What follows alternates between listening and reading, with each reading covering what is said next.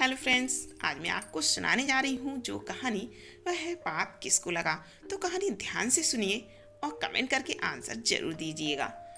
तो शुरू करते हैं कहानी। काशी में प्रताप मुकुट नाम का एक राजा राज्य करता था। उसके वज्र मुकुट नाम का एक बेटा था। एक दिन राजकुमार दीवान के लड़के को साथ लेकर शिकार खेलने जंगल गया। घूमते घूमते उन्हें तालाब मिला। उसके पानी में कमल खिले थे और हंस किलोल कर रहे थे। किनारों पर घने पेड़ थे जिन पर पक्षी चहचहा रहे थे। दोनों मित्र वहां रुक गए और तालाब के पानी में हाथ मुंह धोकर ऊपर महादेव के मंदिर पर गए। घोड़ों को उन्होंने मंदिर के बाहर बांध दिया। वो मंदिर में दर्शन करके बाहर आए तो क्या देखते हैं कि तालाब के किनारे राजकुमारी अपनी सहेलियों के साथ स्नान करने आई है। दीवान का लड़का तो वहीं एक पेड़ के नीचे बैठा रहा, पर राजकुमार से रहा न गया। वह आगे बढ़ गया। राजकुमारी ने उसकी ओर देखा तो वह उस पर मोहित हो गई।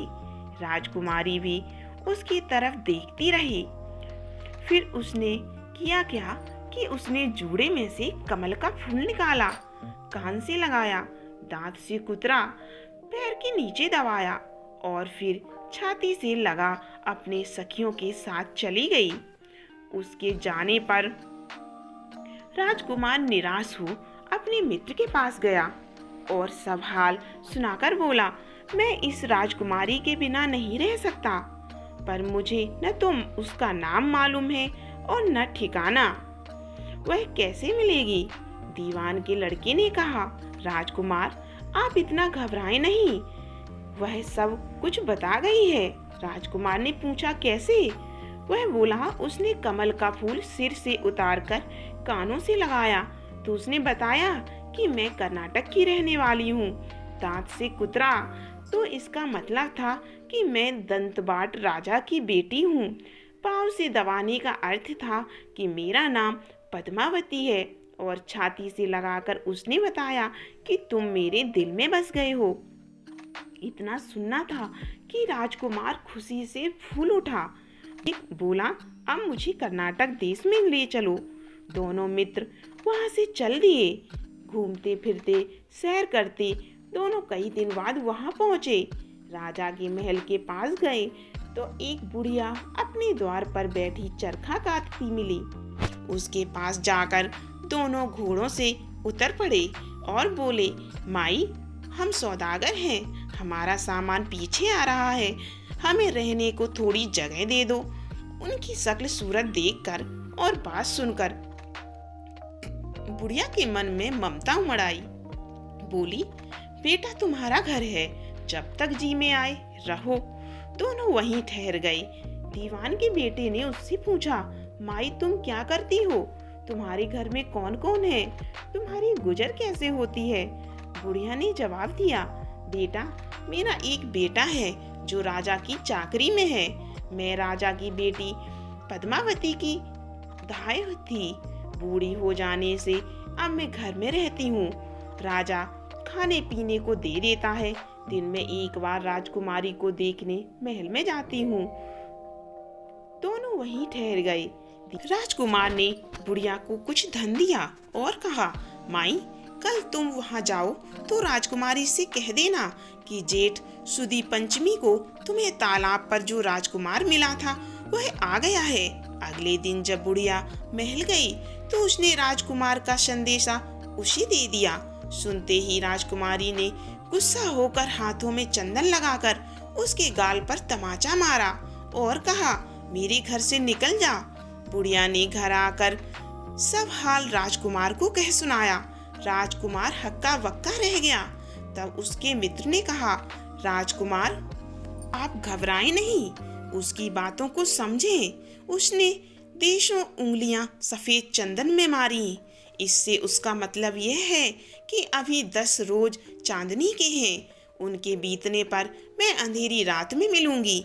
10 दिन के बाद बुढ़िया ने फिर राजकुमारी को खबर दी तो इस बार उसने केसर के रंग में 3 उंगलियां डुबोकर उसके मुंह पर मारी और कहा, भाग जा यहाँ से।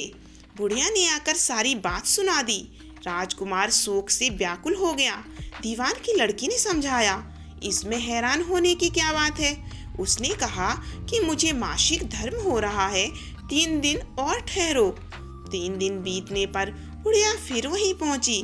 इस बार राजकुमारी ने उसे फटकार कर पश्चिम की खिड़की से बाहर निकाल दिया। उसने आकर राजकुमार को बता दिया। सुनकर दीवान का लड़का बोला, मित्र, उसने आज रात को तुम्हें उस खिड़की की राह बुलाया है। मारे खुशी के राजकुमार उछल पड़ा।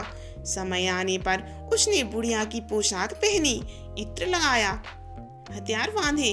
2 पहर रात बीतने पर वह महल में जा पहुंचा और खिड़की में से होकर अंदर पहुंच गया। राजकुमारी वहां तैयार खड़ी थी। वह उसे भीतर ले गई। अंदर के हाल देखकर राजकुमार की आंखें खुल गईं। एक से एक बढ़कर चीजें थीं। रात भर राजकुमार राजकुमारी के साथ रहा। जैसे ही दिन निकलने को आया कि राजकुमारी ने राजकुमार को छुपा दिया और रात होने पर फिर बाहर निकाल लिया। इस तरह कई दिन बीत गए। अचानक एक दिन राजकुमार को अपने मित्र की याद आई। उसे चिंता हुई कि पता नहीं उसका मित्र का क्या हुआ होगा। उदास देखकर राजकुमारी ने कारण पूछा तो उसने बता दिया।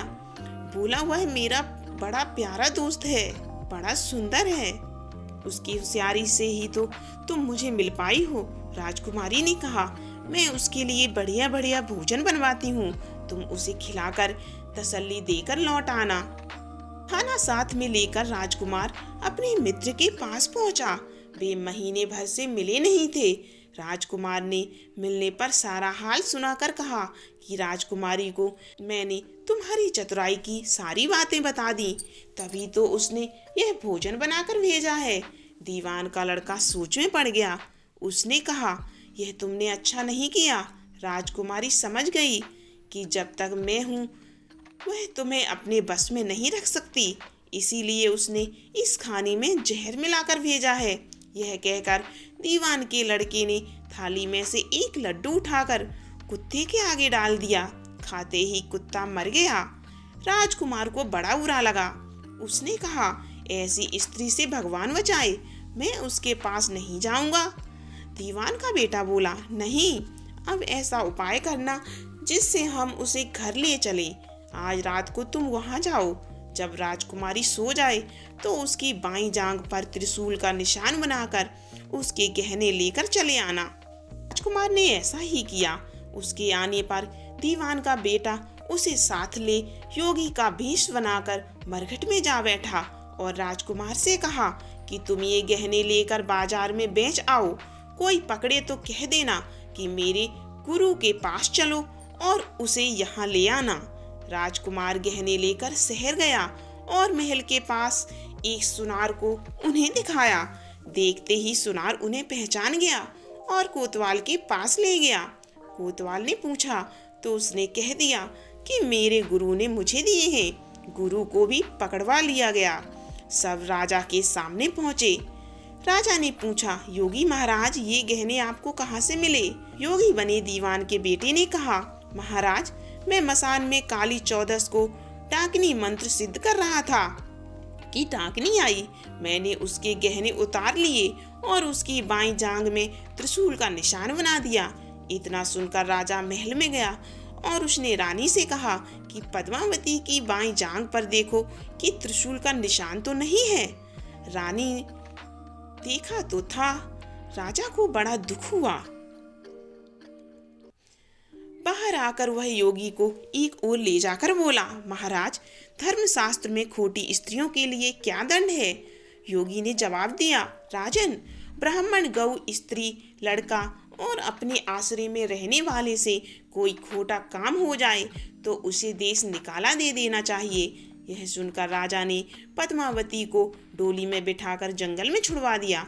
राजकुमार और दीवान का बेटा तो ताक में ही बैठे थे। राजकुमारी को अकेले पाकर साथ ले अपने नगर में लौट आई और आनंद से रहने लगे। इतनी बात सुनाकर बेताल बोला, राजन, ये बताओ कि ये पाप किसको लगा? राजा ने कहा, पाप तो राजा को लगा, दीवान के बेटे ने अपने स्वामी का काम किया। कोतवाल ने राजा का कहना माना और राजकुमार ने अपना मनोरथ सिद्ध किया। राजा ने पाप किया जो बिना विचारे उसे देश निकाला दे दिया। तो अगली कहानी फिर सुनाते हैं। जल्दी से मेरे चैनल को सब्सक्राइब कर लीजिए और आपको ऐसी ही अच्छी अच्छी कहानियां मैं सुनाती रहूंगी।